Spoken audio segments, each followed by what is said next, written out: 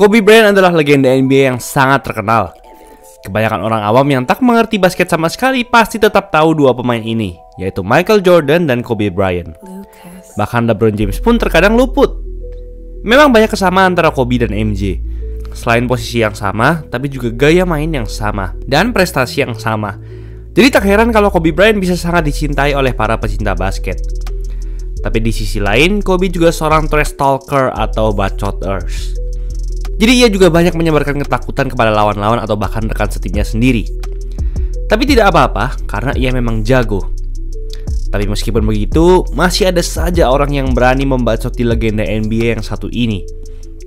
Yang lebih parah, dia adalah seorang bocah 20 tahun. Lantas apa yang terjadi kepadanya? Dan apa yang dilakukan Kobe untuk membalasnya? Akan kami bahas dalam episode kali ini, berjudul Ketika Bocah 20 Tahun Bacot ke Kobe Bryant dan Kena Batunya. Sebelum lanjut, jangan lupa like dan subscribe ya. Simak ulasan berikut ini. Bocah yang bacot ke Kobe Bryant ini sebenarnya bukan bocah biasa. Dia adalah seorang bintang muda saat itu yang sekarang juga sudah menjadi legenda NBA, yang namanya sudah pasti kamu kenal, yaitu Kyrie Irving. Kyrie Irving sudah sangat terkenal sejak ia masih SMA. Ketika lulus SMA, ia diberi predikat bintang 5 oleh 3 laman olahraga terbesar Amerika Serikat. Ia berkuliah di Universitas Duke, salah satu universitas basket terbaik di Amerika. Tapi ia hanya bermain sedikit saja di Duke karena terkena cedera kaki kanan.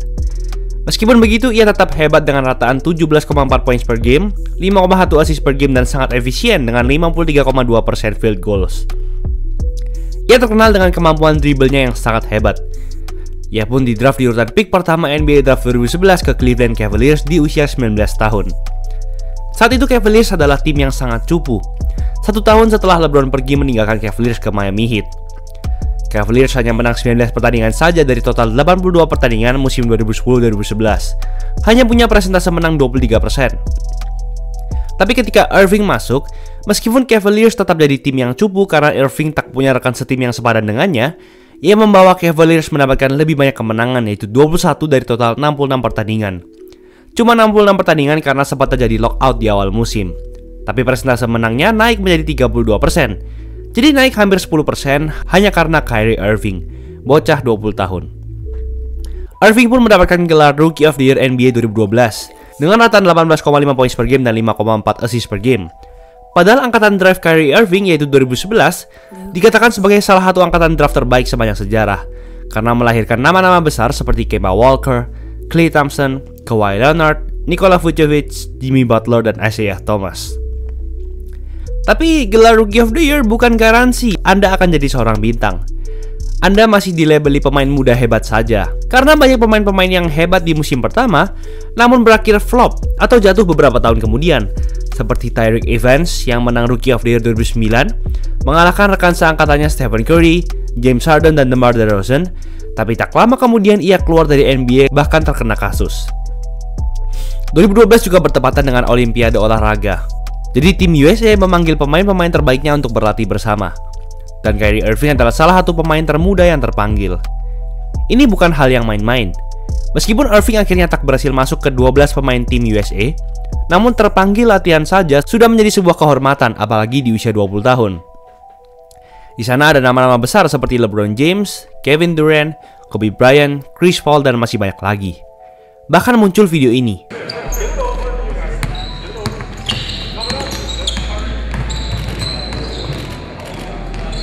Di sini Kyrie Irving mengocar-ngacir semua bintang NBA kayak lagi main sama anak kecil. Tim USA juga memenangkan emas tahun itu, dan dikatakan skuad terkuat dalam sejarah timnas basket USA, masih diperdebatkan dengan Dream Team 1992. Tapi setelah Kyrie melakukan ini, ia menjadi sombong dan tiba-tiba bacot ke Kobe Bryant, legenda NBA. Ia datang ke Kobe Bryant dan menantang Kobe Bryant untuk 1 lawan 1 dengannya dengan berkata ini.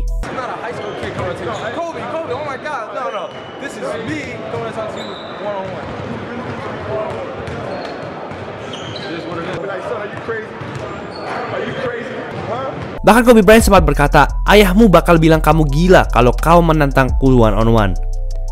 Selain menantang one on one, Kyrie juga mengajaknya bertaruh. Yang kalah harus membayar $50.000 atau hampir 770 juta rupiah. Wow. Kyrie juga berkata ini.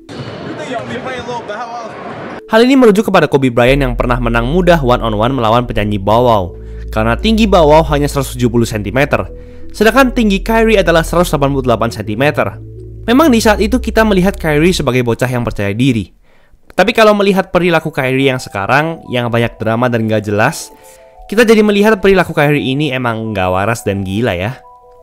Kyrie juga berkata ini,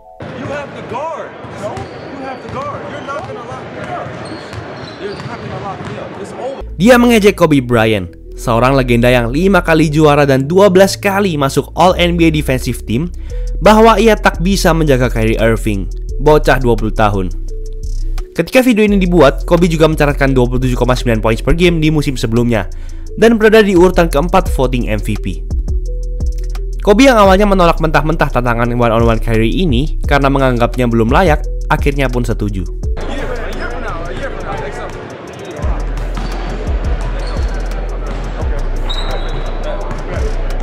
Buat yang belum tahu, Kobe Bryant pernah mengaku bahwa dalam hidupnya, ia belum pernah kalah sama sekali saat 1 lawan 1 melawan siapapun. Sama sekali. Dan ketika mereka setuju, Kobe berkata ini. Kobe pun bacot balik kepada Kyrie bahwa saat musim reguler dimulai, Kobe akan membenamkan 50 poin di depan muka Kyrie. Kobe juga berkata ini.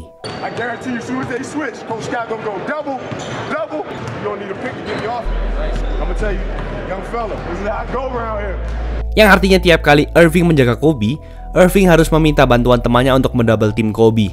Atau ketika Irving ingin melewati penjagaan Kobe, ia harus meminta pick dari temannya.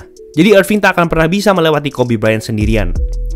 Meskipun begitu, deal sudah dibuat dan mereka berdua akan one-on-one tahun depan. Tapi bagi para fans, kita tak perlu menunggu terlalu lama.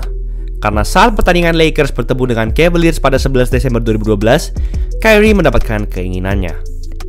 Itu adalah yang pertama kalinya Lakers bertemu Cavaliers di musim 2011-2012. Saat interview sebelum game, Kobe berkata bahwa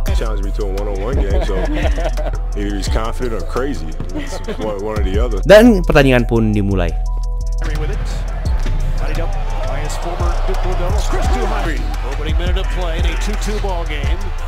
Bryant fires it up by G, going to work, creating space. Cavalier bench, Kyrie rises for three. The bottom! Kobe Bryant matched up with Irving, sends it over. Michael Jordan next year. Irving a long launch for three. Comes Bryant, sends it and hits it. Two. Here's the cue. Kyrie back the other way. The bottom! Kyrie memang mencetak 28 poin dan membawa timnya menang.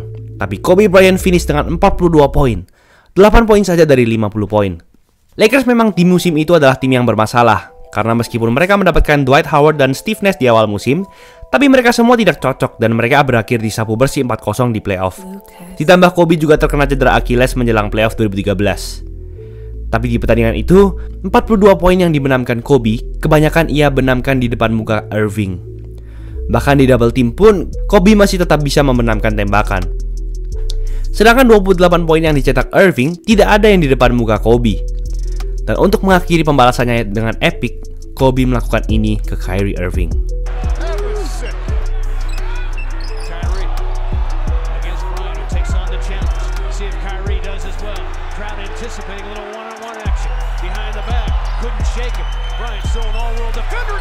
Yap, jadi pertandingan ini sudah jadi pertandingan one-on-one secara tidak langsung antara kedua bintang ini.